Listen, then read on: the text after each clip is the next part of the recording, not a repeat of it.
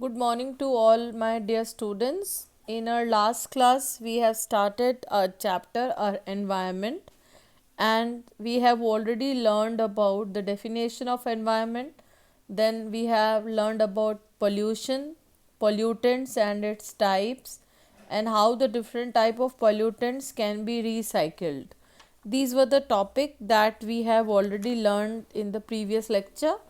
In our today's class, we are going to learn about ecosystem and what the ecosystem is formed of, that is its components. You very well know that no organism can live alone. We all are social animals, and so we are dependent directly or indirectly on the surroundings in which we live.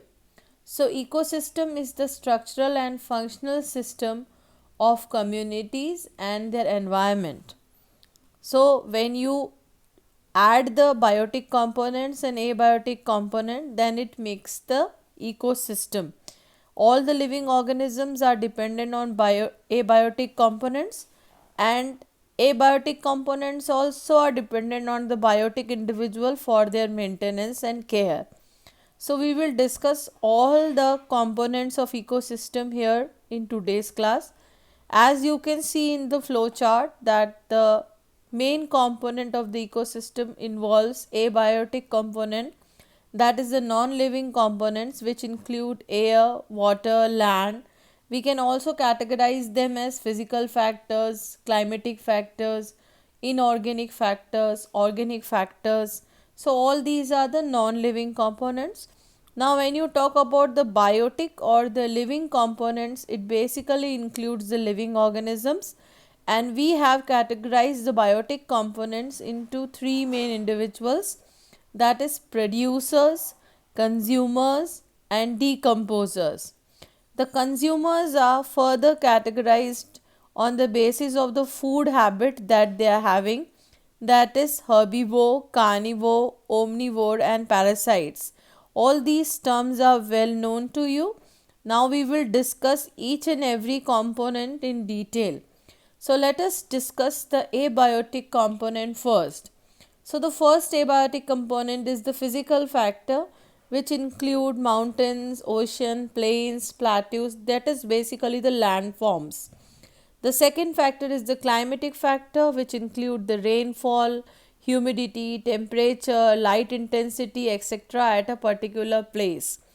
The next factor includes the inorganic factor, which includes the elements like carbon, phosphorus, nitrogen and compounds like carbon dioxide and water that keeps on circulating in environment between living and non-living world through biogeochemical cycles. The last important factor is the organic factor, which involves the nutrients like carbohydrate, fats, proteins, lipids, which are present in living organisms and dead organic matter. So these are all the components that are the abiotic or the non-living components. Now let us discuss the biotic components in detail. So the living organisms that are present in the ecosystem are known as biotic component, and on the basis of their mode of obtaining food, they are divided into three types. Producers is the first type. You very well know that all the green plants, phytoplankton, cyanobacteria are the producers because they can use the solar energy and inorganic elements, and in the presence of chlorophyll they can manufacture the organic substance, that is sucrose, by the process of photosynthesis. They all are called biological producers. Now next category is the consumer.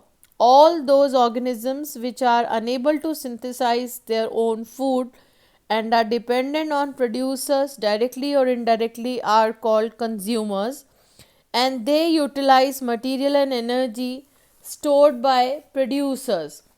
The consumers are basically categorized into herbivore, carnivore, omnivore and parasites. Now herbivore are those group of organisms which feed on green plant. You very well know the example, that is the cow, buffaloes are the examples. Next group involves the organism which eat the other animal or the flesh of the other animal. Lion, tiger fall in this category.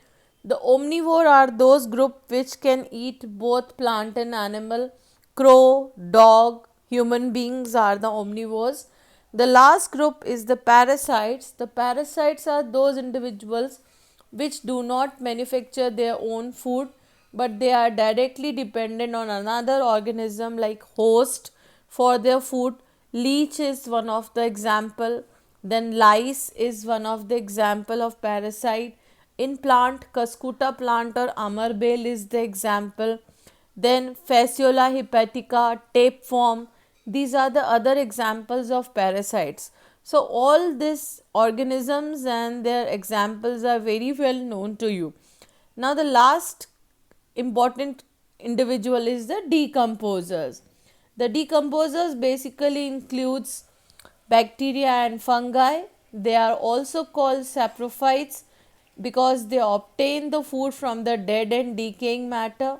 They are very important for our ecosystem because they act as a cleaning agents of the surroundings by decomposing the organic matter.